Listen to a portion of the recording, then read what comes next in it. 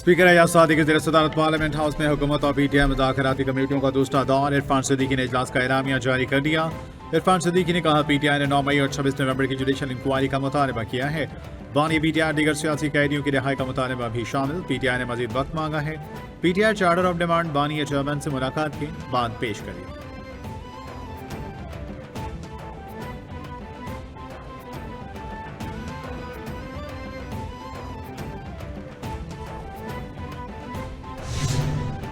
हमारे अपोजिशन के दोस्तों ने ये इजहार किया कि अभी कुछ मुशावरत की, उन्होंने कुछ जो गुफ्तगू की उसमें कुछ जो डिमांड्स का जिक्र ज़रूर किया, मगर उनको एक और मीटिंग अपने चेयरमैन के साथ करने की ज़रूरत है ताकि एक हतमी लिस्ट बना के और जो डिमांड्स हैं उसको फाइनल करके लेके आएँ। तो वो उम्मीद है कि अगले हफ्ते तीसरी मीटिंग इंशाल्लाह ये फिर से हम करेंगे।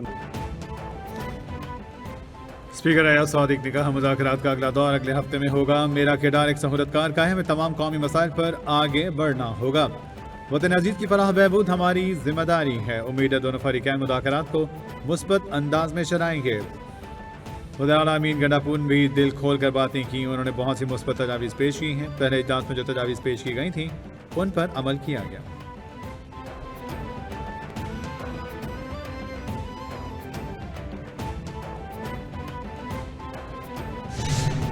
देखिए, जब मुज़ाकरात के लिए कमेटियां बनी हैं तो ज़ाहिर बात है रवैया तो ऐसा है कि मसाइल का हल चाहते हैं। इमरान खान के इख्तियार है, इमरान खान के ही हुक्म के ऊपर ये जो है मुज़ाकरात शुरू हुए हैं और इमरान खान ही फैसला करेगा कि किस तरीके से करना है, क्या करना है और कैसे करना है। कुरम के जो मामलात हैं वो आज से नहीं है, ये 50 साल से वहाँ पर इस तरह के मामलात बार बार उभरते हैं और वो कोई मसला जो है दहशतगर्दी का नहीं है, वहाँ पर लोकल ग्रुप का एक मसला है। लेकिन अल्हम्दुलिल्लाह हमने बड़े बेहतरीन तरीके से ग्रैंड जिरगा बनाया। अमीन गंडापुर के इजलास के बाद मीडिया टॉक का, हमने मुल्क के लिए कुर्बानियां दी। मुज़ाकरात बानी पीटीआई के कहने पर ही शुरू हुए। जो भी होगा बानी पीटीआई ही तय करेंगे। हुकूमत चीजें होंगी खुलकर सामने आ जाएंगी। तमाम मामलात को बैठकर हल किया जा सकता है। 9 मई के मुल्ज़मान की रिहाई खुशाइंद है। कुरम में हम दोनों ने फरीकैन को बैठाकर मुआहिदा करवाया।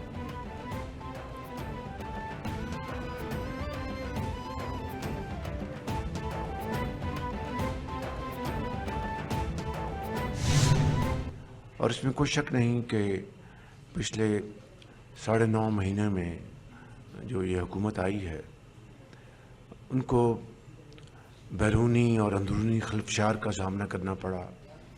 बेपनाह चैलेंजेस थे, लेकिन एक बाहमी तावन और इज्तिमाई काविशों से उन चैलेंजेस का मुकाबला किया और अल्लाह ताला ने हमारी मदद की।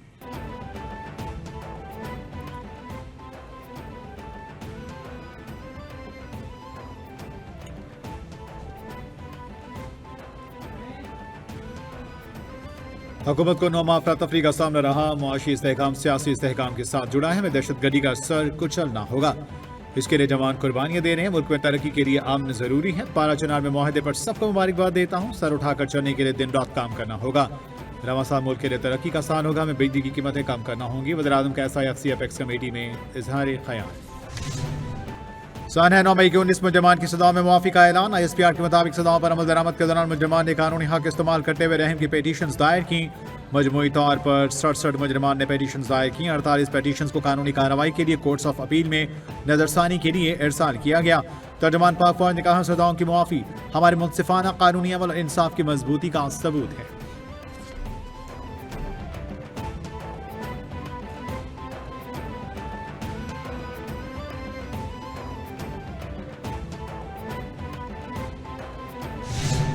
मैं इसको इतना पेशरफ्त नहीं समझता। बेसिकली 67 बंदे थे जिसमें 19 के लिए उन्होंने ये कर दिया और 48 ने अपने अपीलें फाइल की। उसके मुताबिक होगा जो भी जनरल कोर्ट मार्शल से जिन लोगों को सजाएं होती, जिनको सजाएं मिलती जाती, उसके नीचे एक नोट लिखा जाता है। रूटीन में जो प्रिजाइडिंग ऑफिसर होता है वो नोट लिखता है और उसका पूरा एक रिकॉर्ड साथ चला जाता है। वो ह्यूमैनिटेरियन बेसिस पे होता है। लेकिन पाकिस्तान तहरीक इंसाफ का मौक़िफ़ चेंज नहीं है और पाकिस्तान तहरीक इंसाफ का आज भी मौक़िफ़ यही है कि किसी भी सिविलियन का trial by the military courts, ये हम समझते हैं गैर आईनी है और ये मैटर सुप्रीम कोर्ट में मौजूद है।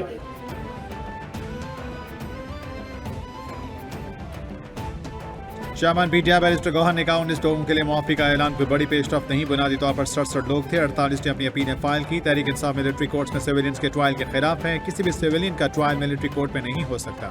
सुप्रीम कोर्ट इस हवाले से तय कर चुकी, हुकूमत के साथ मुज़ाकरात में मुतालबात पेश करेंगे। मुल्क की बेहतरी के लिए मुज़ाकरात कामयाब होने चाहिए।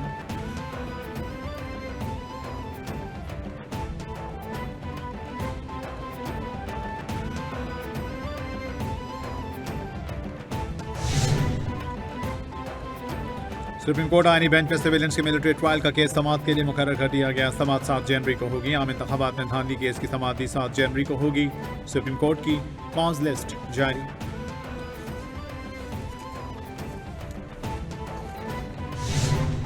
अगर ये इम्प्लीमेंटेशन कुछ अर्सा पहले होती तो आज हमें ये नुकसान देखने को न मिलता। आज अगर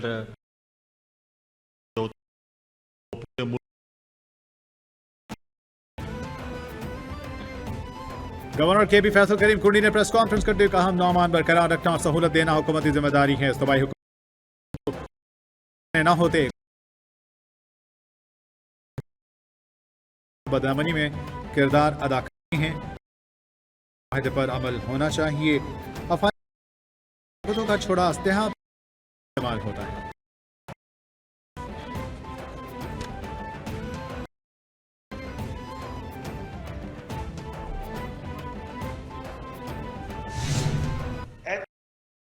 का हक है जमहूरी मुआशरे में, इसमें कोई कलाम नहीं है, मगर उस एहतजाज को बुनियाद बनाकर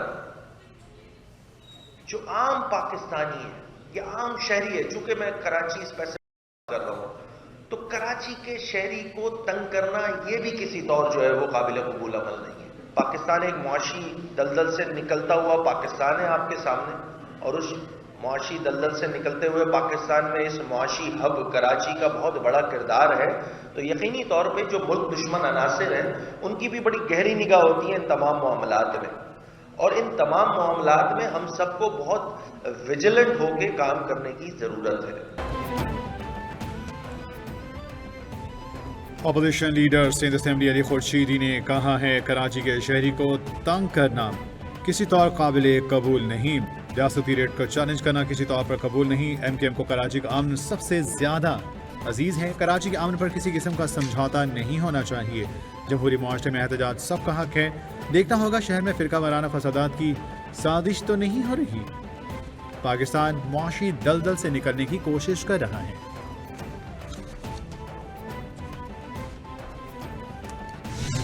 हमने बार बार कहा है कि पारा चिनार का जो वाकया है, जो वहाँ लोगों के साथ ज्यादती हुई है, हम उनके साथ खड़े हैं। हम उनके उसूली मौक़िफ़ के ऊपर, जब MWM ने, जो कि एक सियासी जमात है, वो हमारे मुखालफों की इत्तेहादी है, हमने उनके इस एहतजाज को सपोर्ट किया। हमने कहा ठीक है जी, आप एहतजाज करना चाहते हैं करें। मेयर कराची मुर्तज़ा वहाब ने कहा, कहीं भी एहतजाज के नाम पर सड़कें बंद नहीं होनी चाहिए। यह एहतजाज KP में होना चाहिए था। अब जरूरी है कि मुनाफिकत की सियासत को खत्म किया जाए। तरक्की का सफर कराची के तमाम अजला में जारी रहेगा। बिलाल भुट्टो के मिशन के मुताबिक काम होता रहेगा। PP रियारी के आवाम से किए गए वादों की तकमील के लिए कोशा है। हम संगे बुनियाद नहीं बल्कि काम मुकम्मल करके इफ्तिताह करते हैं। बाकी लोग काम कम, बातें ज्यादा करते हैं।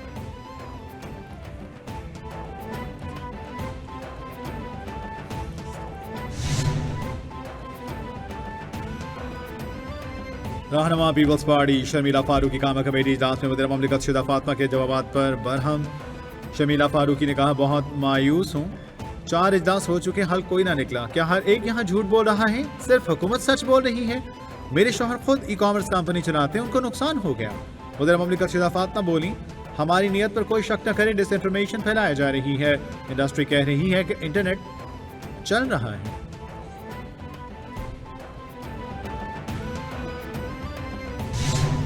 मईशत की साइड पे काफ़ी चीज़ें इम्प्रूव हो चुकी हैं। पॉलिसी रेट 22 से 13%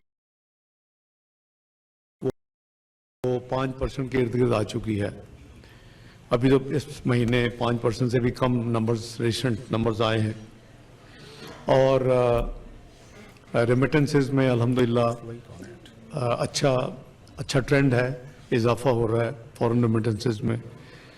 इसके साथ साथ जीडीपी ग्रोथ में इकोनॉमिक एक्टिविटी के चलने से उसमें भी पॉजिटिव इंडिकेशंस हैं।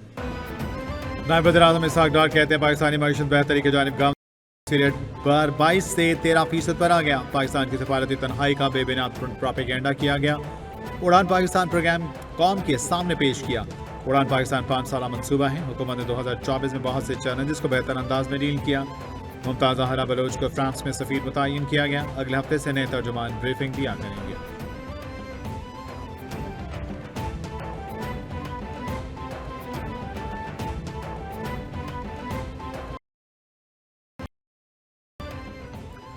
वज़ीर-ए-आला पंजाब सोलराइजेशन बराए ज़राई ट्यूबवेल का आगाज़। मरीम नवाज की हिदायत पर ज़राई ट्यूबवेल की सोलराइजेशन के लिए दरख्वास्त जमा कराने की तारीख में तौसीब। पंजाब में 8000 ज़राई ट्यूबवेल शमसी तवानाई पर मुंतकिल किए जाएंगे।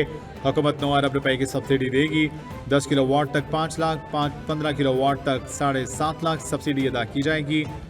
1 एकड़ ज़राई अराजी के मालिकान ट्यूबवेल सोलराइजेशन के लिए अप्लाई कर सकते हैं।